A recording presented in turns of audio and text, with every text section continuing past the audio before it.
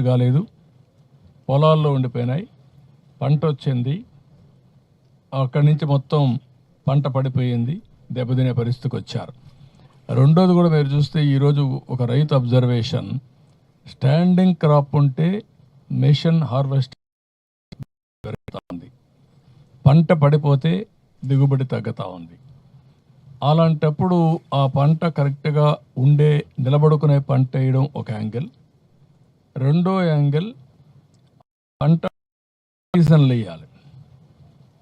ఇప్పుడు నేను అందుకనే పట్టిసీమ ప్రాజెక్టు తీసుకొచ్చి కృష్ణా డెల్టాకు నీళ్ళు ఇచ్చాం. దానికి మెయిన్ పర్పస్ ఏంటంటే నీళ్ళే రావడం లేదు, బాగా లేట్ అవుతుందని ఇచ్చాం. పట్టిసీమ నీళ్లు కూడా సీజన్లో బిగినింగ్లో దెర్ ఈజ్ ఎ ప్రాబ్లం. అక్కడ నీళ్లు రావాలి, గోదావరి జిల్లాలకు నీళ్లు ఇవ్వాలి, నార్మల్కి మళ్ళీ ఇక్కడ తీసుకురావాలి. అది ఒక వారం 10 రోజులు అవుతుంది.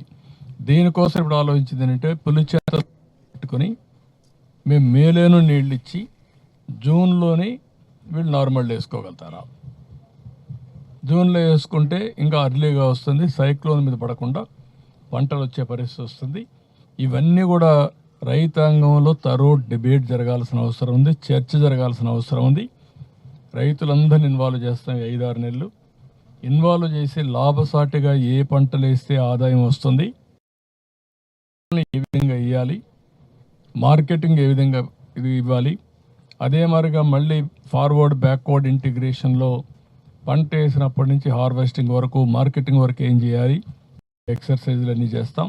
చేసి వ్యవసాయాన్ని ఏ విధంగా ఆదుకోవాలనో ఆదుకుంటాం. అదే మాదిరిగా డ్రోన్స్ అన్నీ కూడా పెస్టిసైడ్స్కి ఎక్కడైతే చాలామంది ఇప్పుడు రైతులను అడిగాం, ఫోన్లు ఉన్నాయి, ఇప్పుడు ఒక యాప్ ఉంది, ఆ యాప్ తీసుకొని పొలంలోకి వెళ్ళి ఒక్కసారి పొలంలో చూసుకుంటే తెగులుందా లేదా చూడొచ్చు. రైతు ఇప్పుడు నాలెడ్జ్తో తెగులుందా లేదా చూస్తున్నాడు. అది ఉండొచ్చు, ఉండకపోవచ్చు.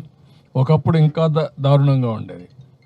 రైతు పెస్టిసైడ్ షాప్ ఏది చెప్పితే ఆ మందు వచ్చి కొట్టేవాడు. గుంటూరు ఒక చిరునామా ఒకప్పుడు, ఏది కల్తీ మందులకి పెద్ద యుద్ధమే చేశాను నేను అప్పుడు సమైక్య ఆంధ్రప్రదేశ్లో, అక్కడ కంట్రోల్ చేయడానికి. ఇప్పుడు కంట్రోల్ అయ్యింది. ఇప్పుడు నెక్స్ట్ స్టెప్ ఏంటంటే ప్రిసిషన్ అగ్రికల్చర్లో సెల్ ఫోన్ ద్వారా నువ్వు ఐడెంటిఫై చేస్తే డ్రోన్ పంపించి ఎక్కడ తెగులుంటే అక్కడే అప్లికేషన్ చేస్తాం. దానివల్ల కన్జంప్షన్ తగ్గుతుంది, పెస్టిసైడ్స్ ఉపయోగించే తగ్గుతుంది. రెండోది మనకు చాలా ఖర్చులు తగ్గే పరిస్థితి వస్తాయి. అదే మరి ఎరువులు కూడా ఈరోజు డ్రోన్స్ ద్వారా స్ప్రే చేసే పరిస్థితికి వచ్చాం. ఒకప్పుడు యూరియా అటు ఇటు ఇసిరేసేవాడు, ఇప్పుడు ఏ అక్కర్లేదు, లిక్విడ్ యూరియా వచ్చేస్తూ ఉంది. లిక్విడ్ యూరియా కానీ నైట్రోజన్ కానీ